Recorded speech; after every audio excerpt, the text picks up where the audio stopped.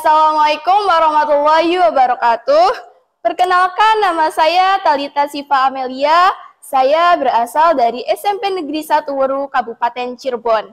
Di sini saya akan membacakan sebuah cerpen yang berjudul Mengejar Mimpi Mulia Nadine, karya Nadia Tanisha Naurin. Nadine adalah seorang anak gadis yang duduk di kelas 7 SMP. Nadine anak sulung dari 3 bersaudara. Kedua adiknya laki-laki masih duduk di bangku sekolah dasar. Nadine tinggal bersama keluarganya di lereng gunung, yaitu sebuah desa kecil yang jauh dari keramaian kota. Kanan dan kiri rumahnya adalah hamparan kebun yang tumbuh menghijau. Kemudian ada sebuah aliran sungai kecil yang airnya sangat jernih dan dingin. Kehidupan keluarga Nadine sederhana. Mereka makan memanfaatkan hasil berkebun, seperti sayur mayur dan buah-buahan. Bapaknya seorang sopir bus antar kota, sedangkan ibunya bekerja di kebun tetangga. Penghasilan orang tuanya sangat minim untuk mencukupi kebutuhan hidup sehari-hari dan biaya sekolah. Masyarakat di tempat mereka tinggal jarang yang melanjutkan sekolah. Apalagi untuk anak perempuan, biasanya setelah lulus SD atau SMP, mereka membantu di kebun. Hari ini, tanggal 21 April, bertepatan dengan peringatan Hari Kartini. Di sore hari yang sangat cerah dan udara yang sejuk, Nadine duduk termenung di belakang rumahnya. Di atas bangku panjang yang terbuat dari bambu, Nadine terdiam. Tatapan matanya sangat jauh tertuju ke arah hilir sungai dengan gemericik air. Di atas pangkuannya terdapat sebuah buku yang berjudul Sisi Lain Kartini. Buku ini pemberian dari paman Nadine tahun lalu pada saat Nadine mendapat juara kelas. Nadine, anak yang cerdas, hampir setiap tahun dia menjadi juara kelas. Nadine terinspirasi dengan perjuangan Kartini yang memberikan kebebasan untuk kaum perempuan agar mempunyai hak yang sama dengan laki-laki. Bu, apakah aku boleh punya cita-cita menjadi dokter? Nadine balik bertanya pada ibunya. Ya, boleh dong sayang. Makanya ibu dan bapak berjuang keras supaya kamu dan adik-adik bisa sekolah dan mencapai cita-cita kalian. Ibunya memberikan semangat. Tapi kan Bu, sekolah zaman sekarang biayanya sangat mahal dan masyarakat di sekitar kita jarang yang sekolahnya sampai lanjut, apalagi anak-anak perempuan, Bu. Keluh Nadine. Anakku, tugasmu adalah belajar yang rajin dan berprestasi. Untuk urusan biaya, biarlah menjadi tugas bapak dan ibu. Masalah kebiasaan masyarakat kita yang anak perempuannya tidak melanjutkan sekolah, ya biarlah itu menjadi pilihan mereka. Masa depanmu ada pada pilihanmu, nak. Ibu yakin bahwa ilmu yang bermanfaat lebih baik daripada harta yang banyak, sayang. Ibunya menjelaskan, iya ya Bu, aku ingin seperti Kartini yang membawa perubahan positif untuk kaum perempuan, Bu. Imbuh Nadine. Kemudian mereka berdua masuk ke rumah dengan tersenyum.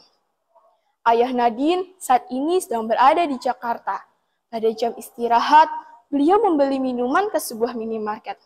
Setelah membayar di kasir, beliau keluar dan tiba-tiba melihat seorang ibu yang berteriak minta tolong. Ternyata ibu tersebut dijamret.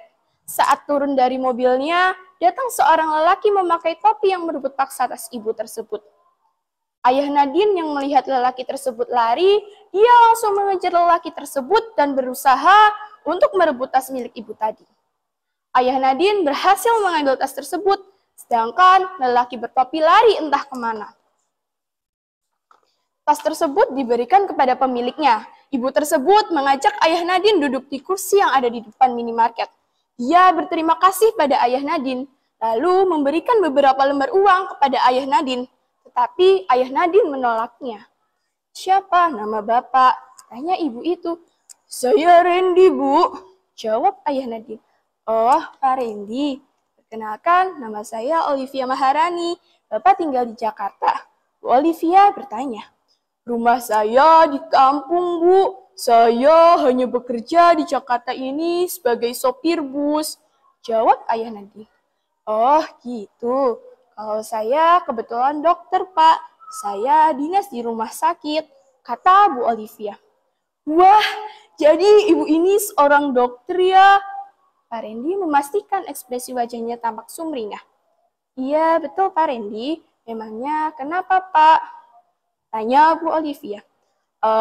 Tidak apa-apa, Bu. Saya jadi teringat anak saya yang bercita-cita ingin menjadi dokter, kata Pak Randy. Wah, cita-cita yang mulia itu. Pasti Pak Randy bangga dengan anak Bapak, sahut Bu Olivia. Iya, Bu, saya bangga. Tapi dengan kondisi ekonomi keluarga saya ini, rasanya tidak mungkin saya bisa membiayai anak saya untuk sekolah di kedokteran, Bu, kata Pak Randy lirih. Setiap anak berhak mempunyai mimpi dalam hidupnya. Percayalah, Pak, ketika kita yakin, maka Tuhan akan memberikan jalan untuk meraihnya. Bu Olivia memberikan semangat. Kalau Bapak berkenan, saya ingin bertemu dengan anak Bapak, imbuhnya. Tentu saja boleh, Bu. Anak saya juga pasti senang bertemu dengan ibu dokter, sahut Pak Randy. Mereka berdua menyepakati untuk bertemu di kampung halaman Pak Randy minggu depan. Dokter Olivia adalah seorang dokter spesialis paru-paru. Dia menangani pasien-pasien yang mengalami kasus COVID-19 dengan sangat ramah dan penuh kasih sayang selama masa pandemi.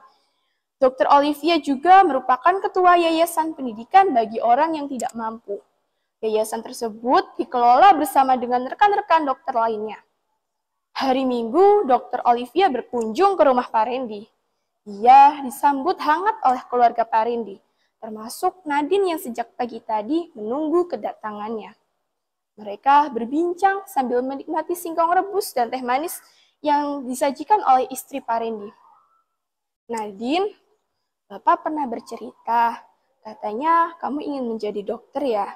Tanya Dokter Olivia. Iya, betul Bu, tapi aku ragu, apakah aku bisa mencapai cita-citaku itu, Bu? Karena budaya masyarakat di sini untuk anak perempuan jarang yang melanjutkan sekolah. Juga kondisi ekonomi keluargaku tidak mampu, Bu, jawab Nadine dengan nada sedih. Nadine, Raden Ajeng Kartini sudah memperjuangkan emansipasi wanita di Indonesia. Beliau berjuang untuk persamaan hak antara laki-laki dan perempuan. Jadi, kamu harus tetap semangat ya untuk mengejar cita-citamu, ucap Dokter Olivia. Tapi, bagaimana dengan biayanya, Bu? Sekolah kedokteran kan sangat mahal, tukas Nadine. Untuk masalah biaya, kamu tidak usah khawatir ya. Saya akan ajukan kamu untuk mendapatkan beasiswa dari Yayasan Pendidikan yang saya kelola bersama teman-teman, kata Dokter Olivia. Beneran Bu, saya mau diajukan untuk dapat beasiswa, Nadine memastikan. Iya, betul Nadine, saya akan ajukan beasiswa pendidikan untuk kamu dari mulai SMA sampai dengan kuliah kedokteran. Kamu harus rajin belajarnya ya, supaya nilai sekolahmu bagus, kata Dokter Olivia. Alhamdulillah, terima kasih Bu Dokter. Ibu sudah membantu aku untuk meraih mimpiku, kata Nadine sambil menghampiri Ibu Olivia, kemudian memeluknya dengan bahagia. Seluruh keluarga Nadine bersyukur bahagia, bahkan sang ibu sampai meneteskan air matanya.